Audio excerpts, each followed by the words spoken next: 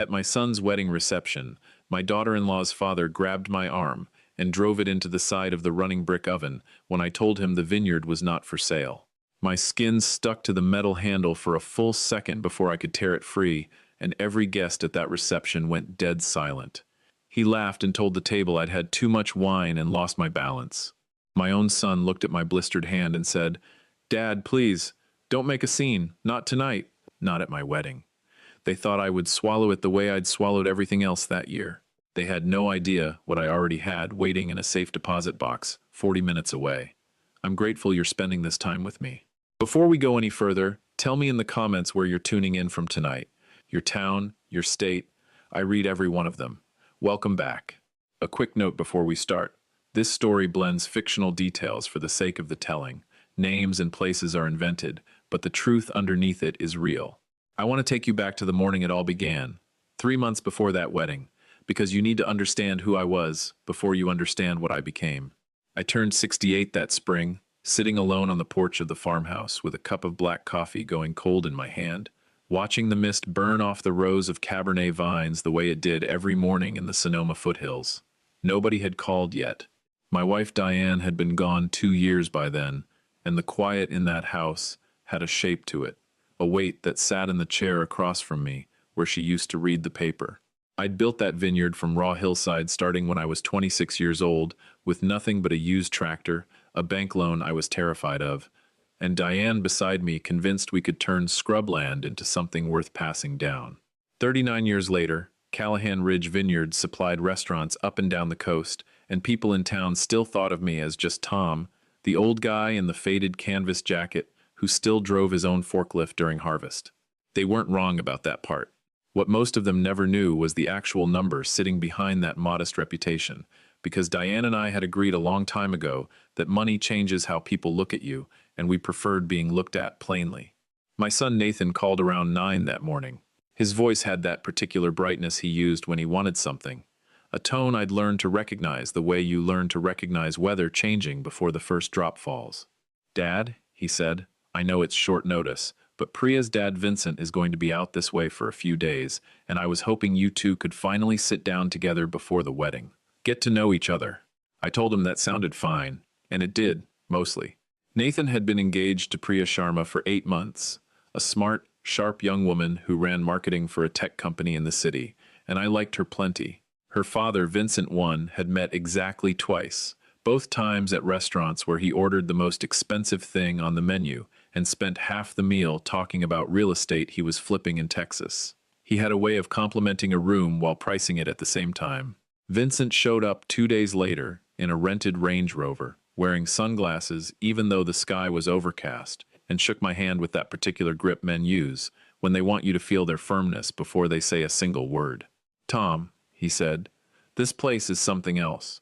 I've been in real estate 22 years, and I don't say that lightly." We walked the property together, me pointing out which blocks were the oldest vines, which soil held the most minerals, and Vincent nodding along while his eyes kept drifting toward the old stone farmhouse and the newer tasting room I'd added on 11 years back. "What's the acreage total?" he asked, casual as anything, like he was asking about the weather. 140, I told him. "Have you had it appraised recently?" he asked. I told him I knew what my land was worth without a stranger telling me.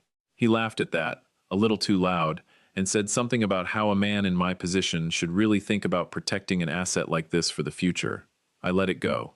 People say things at a first meeting that don't mean much yet. Over dinner that night, Vincent brought up estate planning twice, unprompted, sliding it into conversation about my grandchildren someday, about how probate could tie up a property like mine for years if something happened to me suddenly. Nathan sat there quiet, and Priya kept steering the subject back to the wedding, to flowers, to whether I thought late September would still be warm enough for an outdoor ceremony among the vines. I told her late September was when the vineyard looked its best, gold and green and heavy with fruit not yet harvested, and her whole face lit up in a way that reminded me painfully of Diane at that age. After Vincent left that first visit, Nathan lingered by his truck in the driveway. "Dad," he said, "Vincent's just trying to look out for everybody. He's seen a lot of families torn apart over property disputes in his line of work." I told my son I appreciated the concern, and I meant it, mostly directed at him rather than his future father-in-law. "But this vineyard is not up for discussion, Nathan," I said, "not the ownership of it." Nathan nodded and said, "Of course. Dad, nobody's asking that." I watched his taillights disappear down the gravel drive and stood there a long while in the cooling evening air, the kind of quiet that follows a conversation where somebody has said reassuring words that don't quite match what's underneath them. 11 days after that dinner, I was driving my flatbed truck down Fitch Mountain Road on my regular Thursday run to deliver crates to the co-op in town, a route I'd driven for over 20 years. I came around the second switchback and pressed the brake pedal the way I always did, and it sank straight to the floor without catching. No resistance, nothing, just soft, empty air under my boot. I pumped it twice, 3 times, nothing. The truck was already carrying speed downhill, gathering more of it with every second, and my hands locked onto that wheel while my mind raced through every option I had. I steered hard into the loose gravel shoulder, dragged the tires against the embankment. They felt the whole frame shudder and buck as it scraped along rock and brush before finally grinding to a stop against a fallen oak trunk, 15 feet short of the guardrail and the 200-foot drop beyond it. My chest slammed into the seatbelt hard enough to leave a bruise that lasted 3 weeks. My forehead cracked against the wheel. I sat there breathing, hands shaking, blood running warm down into my eyebrow, and a woman out walking her dog came running with her phone already to her ear, calling for help. At the hospital, they gave me 4 stitches above my eye and told me my ribs were bruised, but not broken, and I was lucky, considering. I told the young doctor stitching me up that luck had very little to do with it. Nathan showed up 40 minutes later, out of breath, his face pale, and hugged me careful like I might come apart in his hands. "Dad, what happened?" he kept saying. I told him the brakes failed. He got Priya's father on speakerphone somehow. I still don't fully know why. And Vincent's voice came through smooth and warm, and entirely too composed for a man hearing this news secondhand. "Tom, thank God you're all right," he said. "This is exactly the kind of thing I worry about. A man your age, out on those mountain roads alone in an old truck. Have you thought any more about simplifying things? Maybe putting the property into a trust with Nathan and Priya as co-trustees, just so everybody's protected if something like this happens again." I looked at the fluorescent light on the ceiling of that exam room and said I'd think about it. Nathan squeezed my hand, and something in his eyes told me he actually believed Vincent's concern was pure. I let him believe it. I needed time to find out what I already suspected in my gut.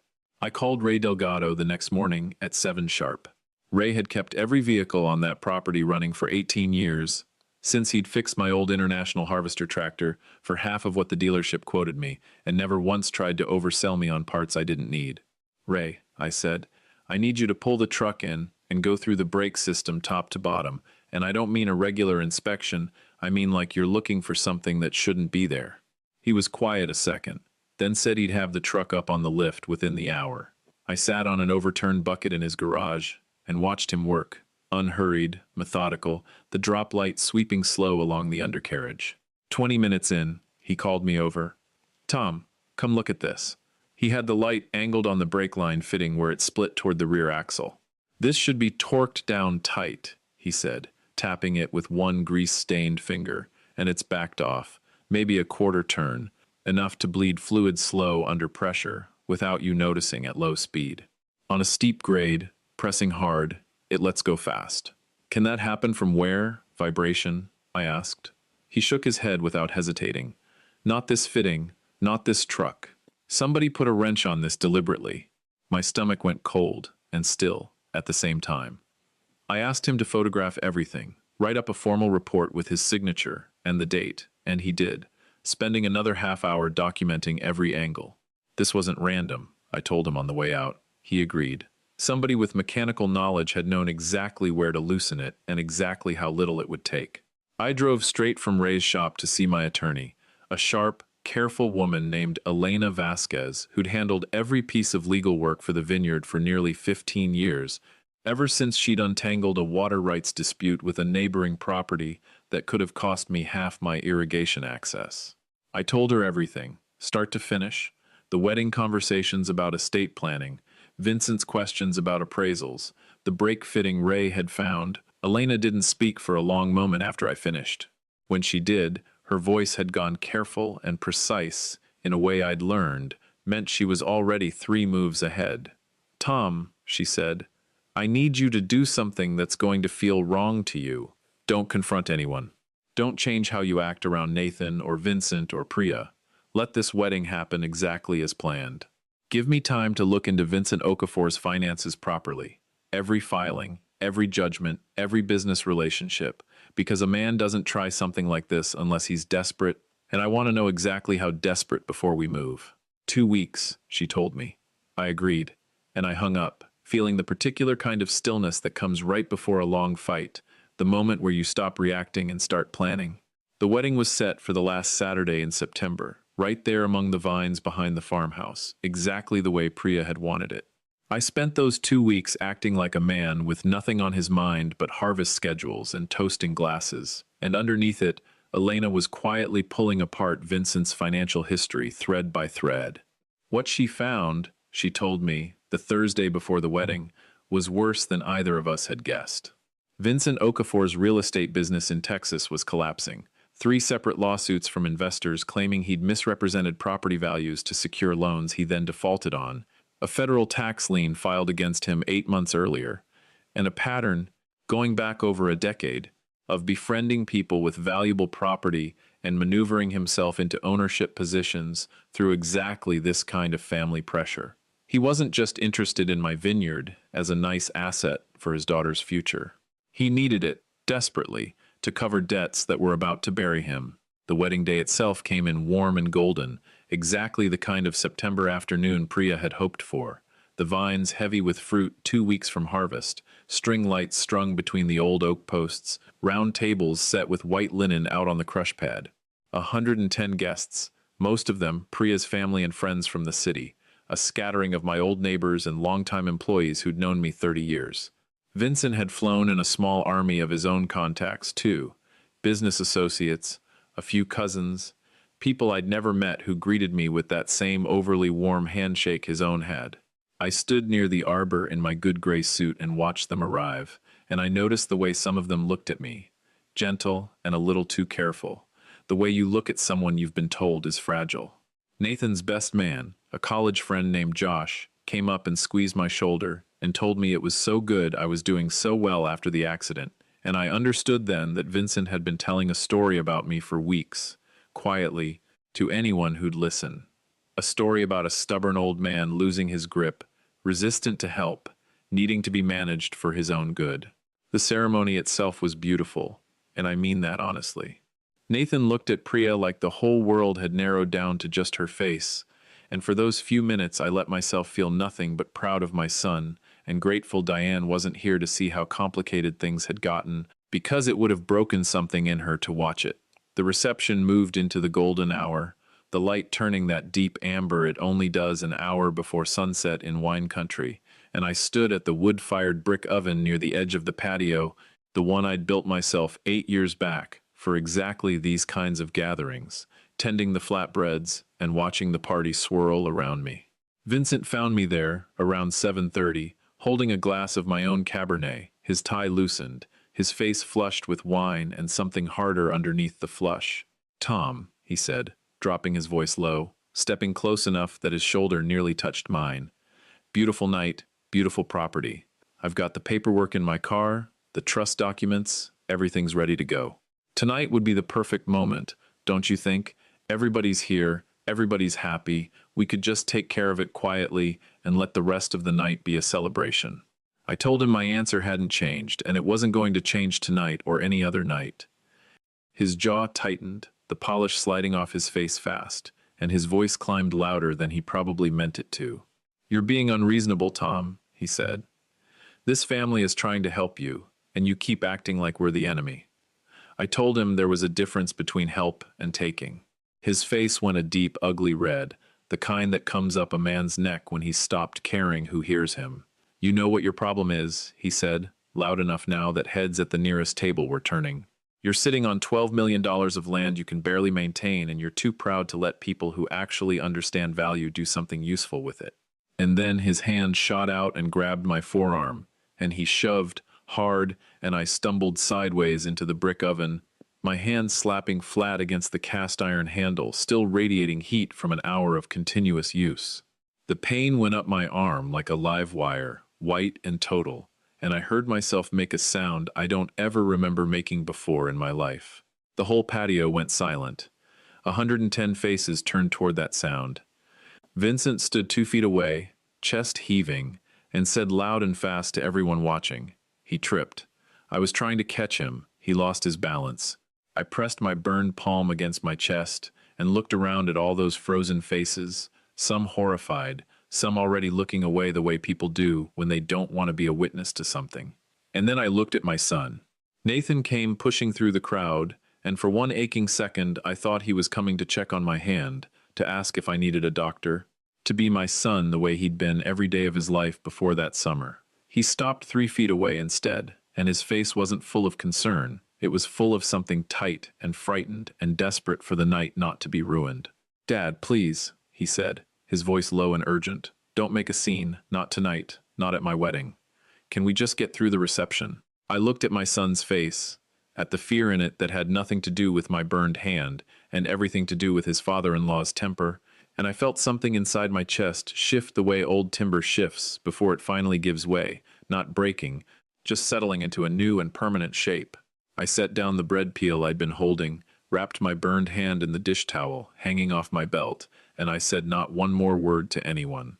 I walked into the farmhouse, past the string lights and the music starting back up behind me like nothing had happened, and I did not come back out for the rest of that reception.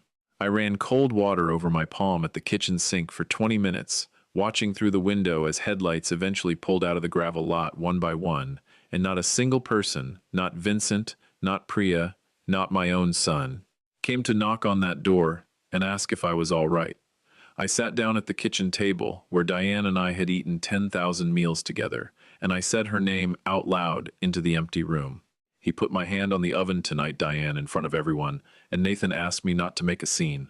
The house didn't answer, but I felt her there anyway, the way I always did when I needed to be certain I was seeing clearly and not just reacting out of hurt. I called Elena at 11 that night. He grabbed me and shoved my hand into the oven in front of the whole reception, I told her. My voice came out flatter and steadier than I expected.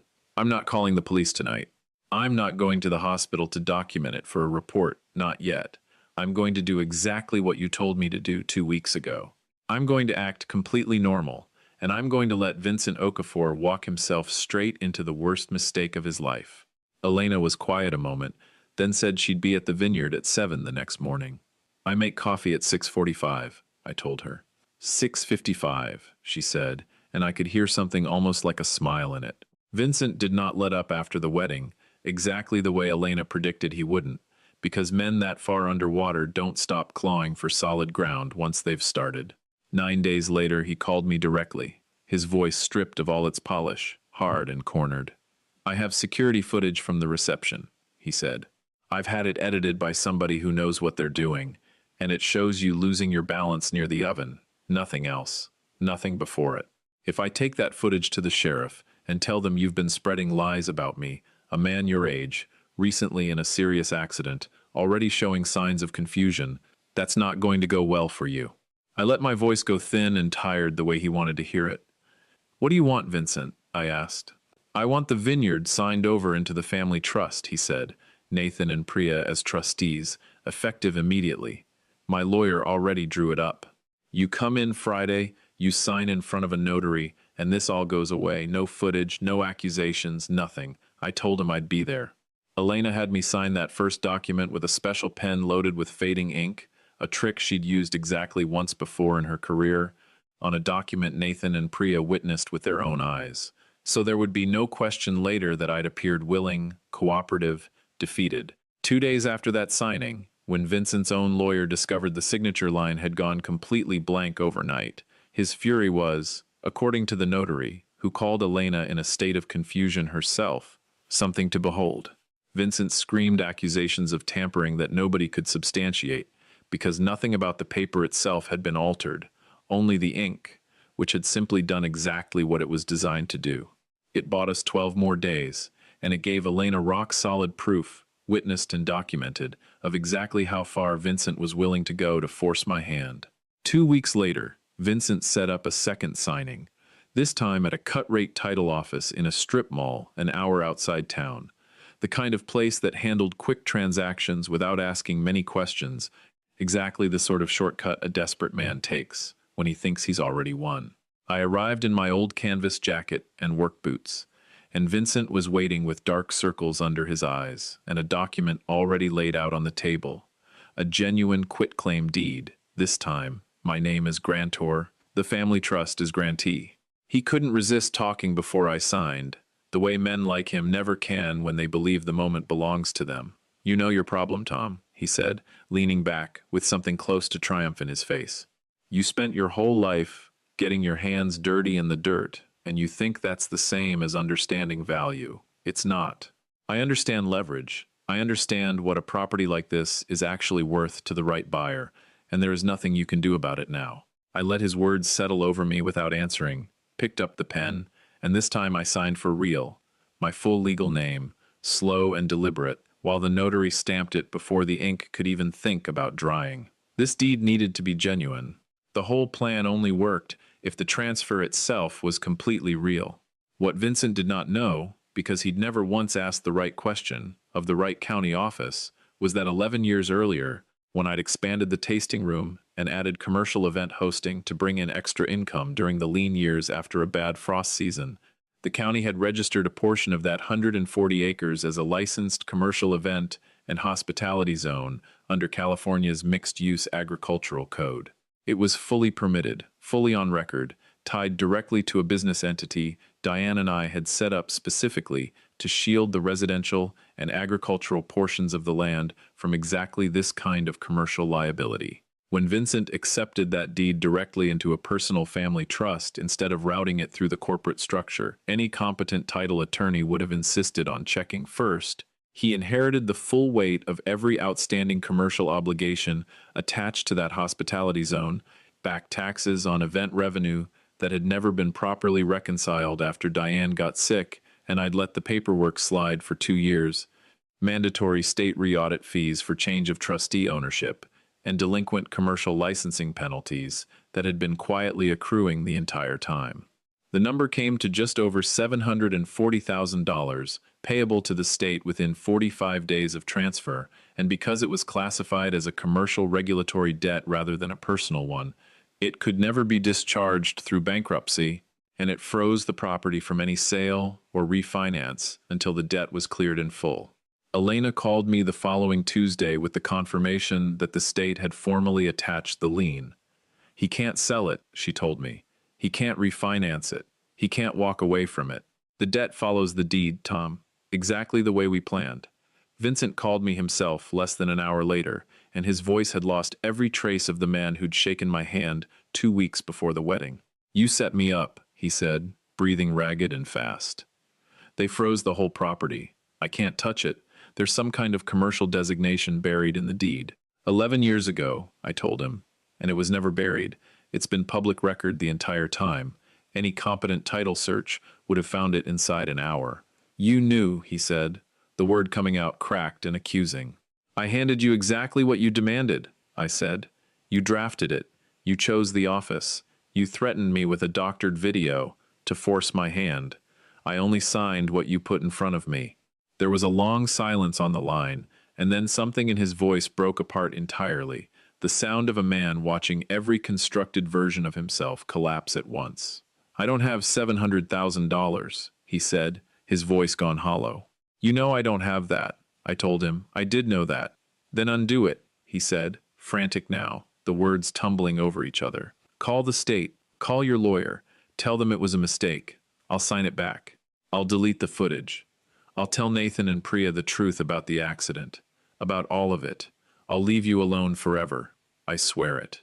I looked out at the vine rows through the kitchen window, heavy and gold under the October sun, 2 weeks from harvest, exactly the way Priya had wanted for her wedding photos, and I told him there was something he needed to know first. 11 years ago, when your real estate business was 3 months from bankruptcy and you needed capital fast to avoid your first big investor lawsuit, A private lending group extended you $400,000 in emergency financing that let you keep the doors open long enough to rebuild. You told everyone, including your own daughter, that it was a private equity contact you'd cultivated over years. The line went completely silent, the kind of silence that carries real weight in it. That lending group, I said, was funded entirely by me and Diane because Nathan had just started dating Priya, and we wanted to believe her father might turn out to be a decent man given the chance. We gave you the rope to pull yourself back up, and instead you used it to try and hang the family that threw it to you. A sound came through the phone that wasn't quite crying and wasn't quite anything else. I had a name for the sound of a man understanding the full size of what he'd done. I didn't know it was you, he said, his voice destroyed. I know you didn't, I told him. That's the saddest part of all this. I ended the call and set the phone down on the porch rail and watched a hawk circle low over the western block of vines, unhurried, patient, the way things that are certain of themselves always move.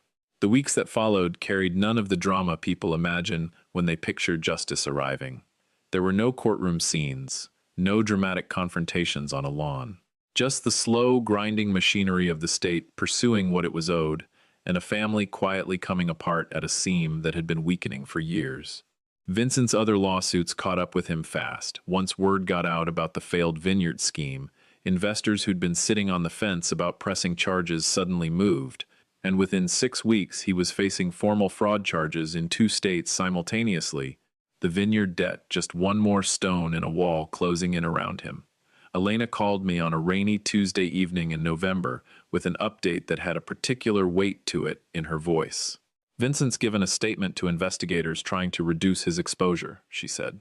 He's telling them Priya pressured him into the whole scheme from the start, that she'd been the one pushing for the trust transfer, that he was only trying to protect his daughter's future the way any father would. He's naming her as a co-conspirator to save himself a few years.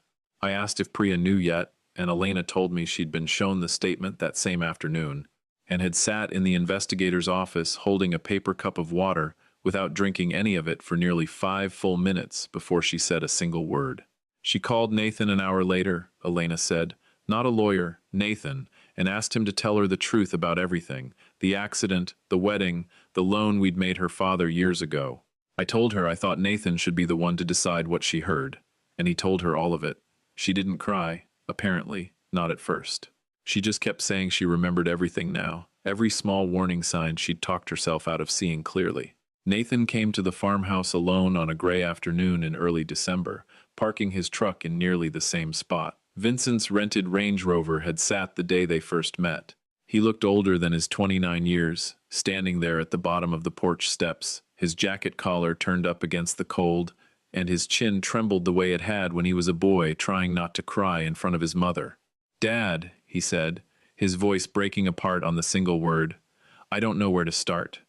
I told him to start with what was true, that it was always enough. He pressed the back of his hand against his mouth and told me he was sorry for asking me not to make a scene while my hand was blistering in front of everyone.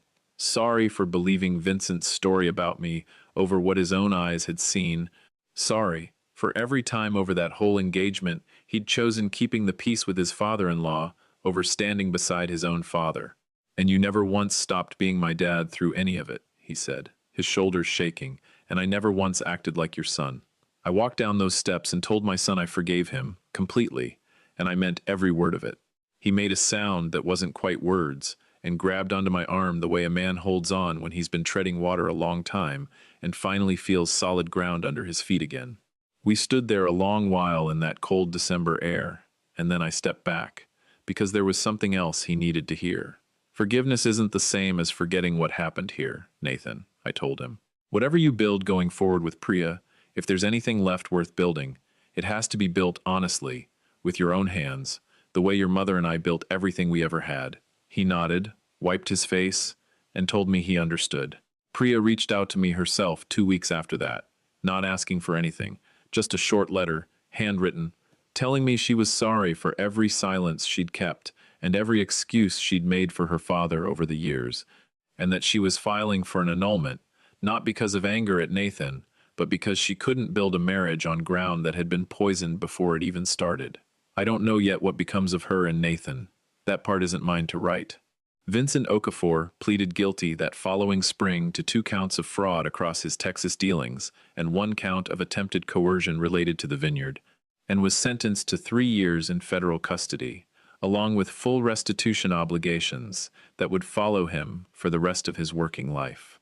The $740,000 commercial lien remained attached to the property exactly as long as it needed to, until the trust dissolved back into my sole ownership, once the fraudulent transfer was formally voided by the court, at which point the debt, tied to the deed and not to any particular owner, dissolved along with the trust that had briefly held it. I sat on the porch the morning I got that news, coffee going cold in my hand just like it had the morning this all began, and I felt none of the triumph you might expect. I felt the particular quiet of a man finally setting down something heavy he'd been carrying a long time. There's something I've come to understand out of all this, something I wish I'd learned a lot sooner in my life, long before a man twisted my arm into a hot oven in front of 110 people at my own son's wedding. I told myself for years that patience was the same thing as wisdom, that staying quiet was a kind of strength. But the truth is, I'd confused holding still with actually standing my ground, and that confusion let people I loved believe my silence meant I'd accept anything. Don't wait, the way I did, until somebody puts your hand on a hot oven before you decide your dignity is worth defending out loud. Real justice in a family doesn't usually arrive with shouting. Most of the time it comes quietly, in the decision one person finally makes to stop letting the people who love what you have more than they love you decide what your life is worth. I believe, and I've believed it since the day I buried Diane, that things eventually balance out for the person who stays standing, not the one who shouts the loudest in the room.